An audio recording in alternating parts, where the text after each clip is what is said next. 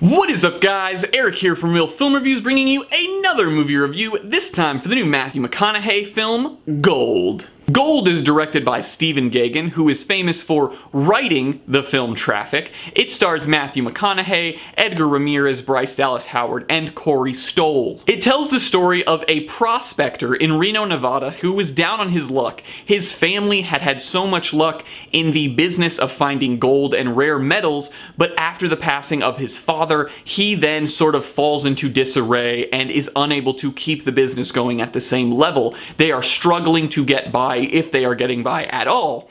And he basically teams up with this guy who they find a gold mine in Indonesia, and we get to watch their rise and everything that goes into it. This movie was getting some award buzz last year. Obviously it's completely died off. This movie got nominated for nothing at the Oscars, and I don't think I got nominated for anything really anywhere. McConaughey, though, does give a really solid performance in the lead. He is fun, he's entertaining, he's got this fake tooth that gets a little distracting at some parts, but that's whatever. He is funny though, he's solid, he really fits into the dramatic sequences, and he really embraced the character that he was playing. Everyone else in the movie though, I think was pretty much fine. It makes me sad that Corey Stoll doesn't get great roles in movies, because he's really good in House of Cards, and also I loved him in Midnight in Paris, and I think he has a lot of talent, but I feel like he hasn't really gotten to show it off yet in a truly great movie.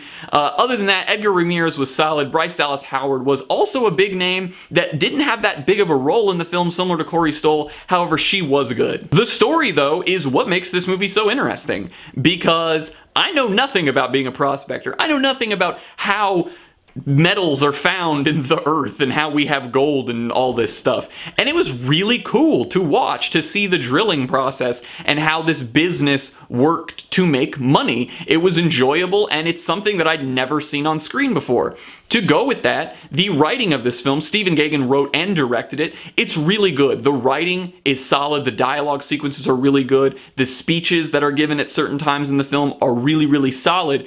And the pacing is what makes this movie work, because it never gets stuck. It's always moving forward. Even when you're at a point that maybe the characters are there for a long time, we don't see it. It doesn't make us sit there and watch them as nothing's going on. It always keeps moving forward, so the movie had a really solid pace. And then the setting of this film is the early 80s. It really embraced it in the clothing and the places they go, and then the other countries was really interesting to see what was going on there. And the music in this film is really good as well. My problems with the film, though, go with what I was saying earlier. It has really talented actors that feel sort of wasted. Bryce Dallas Howard, Corey Stoll, neither of them get to do that much, and there's a decent amount of minor characters in this film played by somewhat big names that don't really do that much and feel like you introduced a character with a famous actor, but then I didn't even really get to enjoy that famous actor on screen. Also, the direction was kind of shoddy at times. There were certain takes